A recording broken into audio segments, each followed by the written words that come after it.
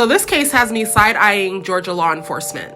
And if you don't know what I'm talking about the tragic and mysterious deaths of Nazir and Qaadir Lewis. Those are twin brothers who were found unalived on Bell Mountain in Georgia. And listen, I've seen a lot of cases that don't add up, but this one, the math ain't mathin' at all. Let's get into it. Alright, so imagine this. It's March 8th, 2025, and some hikers are doing what hikers do, walking up mountains for fun, I guess, when they stumble across a scene straight out of a crime movie.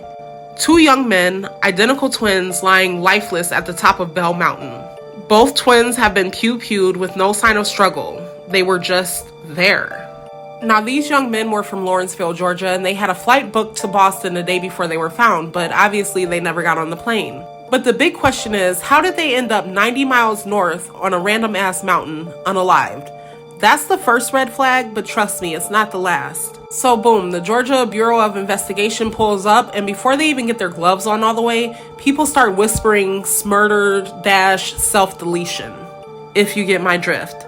Now, I don't know about y'all, but anytime black folks end up unalived under suspicious circumstances, they love to throw out smurder, self-deletion like it's the easiest answer.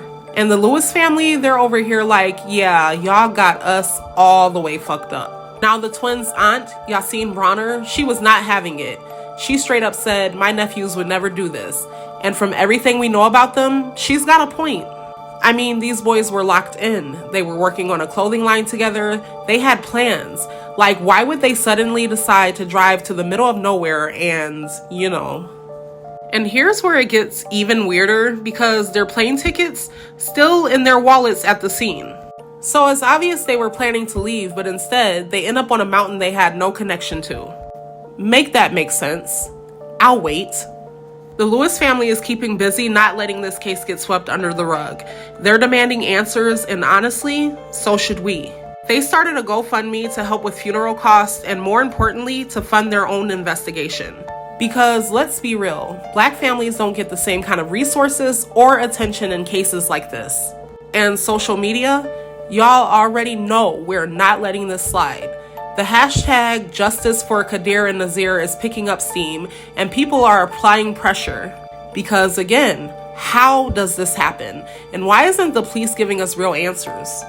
And here's the thing, this case is bigger than just the Lewis twins. It's about how time and time again, black deaths get written off with a quick explanation that doesn't add up. It's also about how families have to fight just to get a thorough investigation. It's about how we, as a community, have to stay loud, because when we don't, they try to silence the truth. And that's why we're here talking about it. So here's what I need y'all to do. If this case doesn't sit right with you, stay tapped in, follow the updates, boost the family's voices, and most importantly, don't stop asking questions. Because I promise you, if this was a different set of twins with a different skin tone, this case would be national news. I'll keep y'all updated as more information comes out, but for now, let's make sure Nazir and Qaadir's names don't get lost in the noise. Other than that, stay aware, stay loud, and as always, stay safe out there, y'all.